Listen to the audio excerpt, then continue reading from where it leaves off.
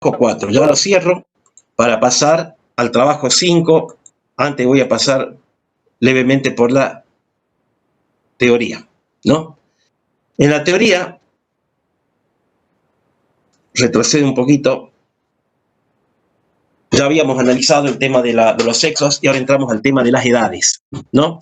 Nos dice acá la teoría que el estudiar a las edades quizás guarda un interés mayor que el de los sexos, en el sentido de que una población estructurada en base a distintas edades puede determinar que sea una población envejecida o que sea una población con muchos niños, y eso va a repercutir seguramente en la fuerza laboral, en la capacidad productiva de una población.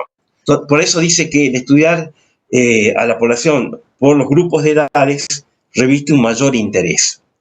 Y al estudiarlo así por grupos de edades, nos permite dividir a la población en 3 grandes sectores, que es el de los pasivos transitorios, el de los activos y el de los pasivos definitivos, en base a esas edades, ¿no? De 0 a 14 años, transitorios, de 15 a 64 años, activos, y de 65 o más, pasivos definitivos. Ya las personas ancianas, ya que ya se han jubilado y que ya no están dentro del sistema de producción, podríamos decir. Ya lo hicieron cuando eran jóvenes. Esto ha dado lugar a la aparición de los llamados regímenes demográficos, ¿no? Esa distinta estructura por edades aparecen en los distintos regímenes demográficos, que los podríamos categorizar en estos 4 ejemplos. Los regímenes primitivos, que son aquellos regímenes, como dice allí, de vida natural, donde la natalidad es descontrolada, no hay ningún freno, solamente el que impone el organismo, un freno fisiológico, nada más.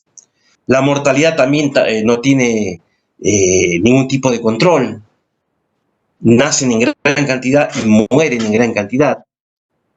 Son poblaciones con mucha proporción de niños y jóvenes, escasa cantidad o discreta cantidad de adultos y muy poca población madura o anciana, porque han ido muriendo durante el transcurso del tiempo, ¿no? Esos son los regímenes primitivos, propios de países subdesarrollados o de poblaciones así que viven en un estado natural, podríamos decir.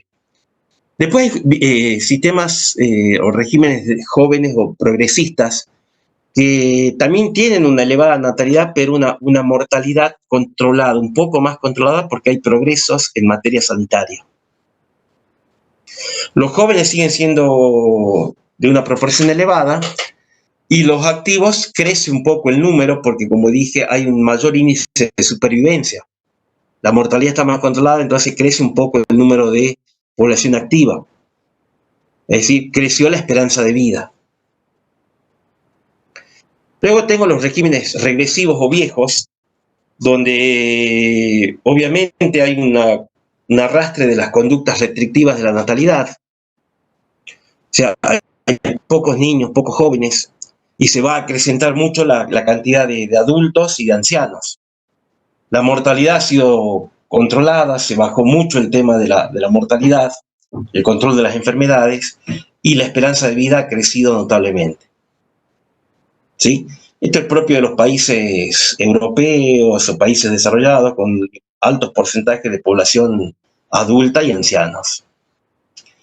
Y después tengo regímenes intermedios o de transición, que son países relativamente jóvenes, nuevos como el nuestro, ¿sí? Con natalidad algo sostenida, menor mortalidad en todas las edades, o bien países que están en un proceso de rejuvenecimiento.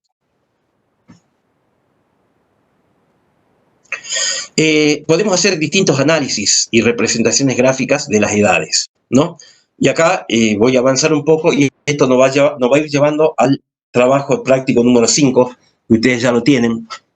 Fíjense, estamos hablando acá de que una de las formas de representar a la estructura por edades es a través de los llamados índices de juventud, índices de vejez y tasas de dependencia, ¿no? Ahí tenemos la forma en cómo se calculan estos. El índice de juventud mide, en cierta forma, lo que se llama población joven en relación a la población vieja.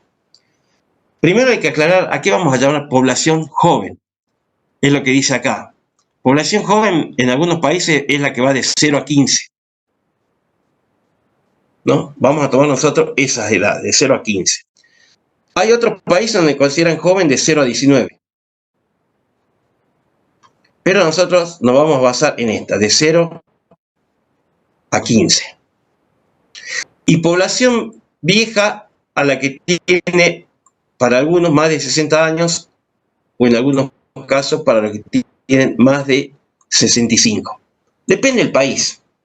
En nuestro caso vamos a identificar población joven a lo que hemos llamado acá sector pasivo transitorio, o sea, de 0 a 14 años, menos de 15, digamos. La población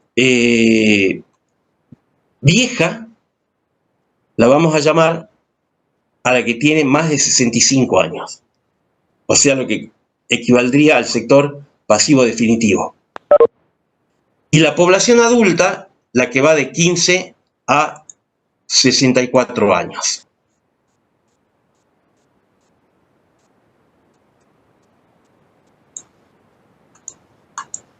¿Está? Entonces,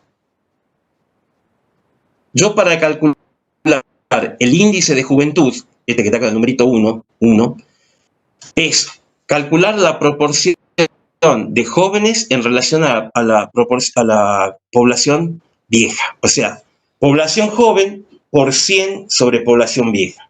Eso me va a dar una proporción de sector pasivo transitorio en relación al sector pasivo definitivo. Del mismo modo, si yo invierto eso, voy a obtener el índice de vejez. Fíjense, cambio el orden del numerador y el denominador. Lo que era numerador pasa a ser, lo que era denominador pasa a ser numerador, y lo que era numerador pasa a ser denominador. Entonces yo tengo población vieja por 100 sobre población joven, tengo el índice de vejez.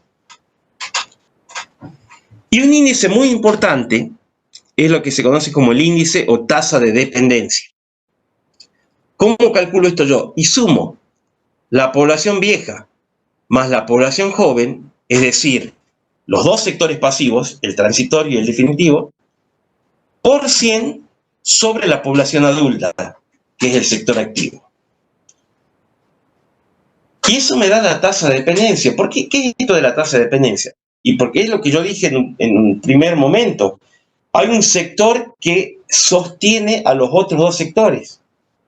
El sector activo, con su trabajo, sostiene a dos sectores que no producen, que ya no producen o que todavía no producen, que es el pasivo transitorio y el pasivo definitivo. Entonces, ¿quién lo sostiene? La población adulta.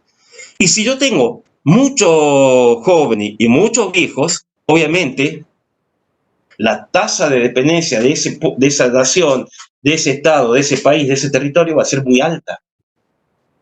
Entonces va a haber mucha carga sobre la población adulta, ¿no? Entonces, esa es una forma de representar estadísticamente la estructura de una población según las edades, apelando a estos índices.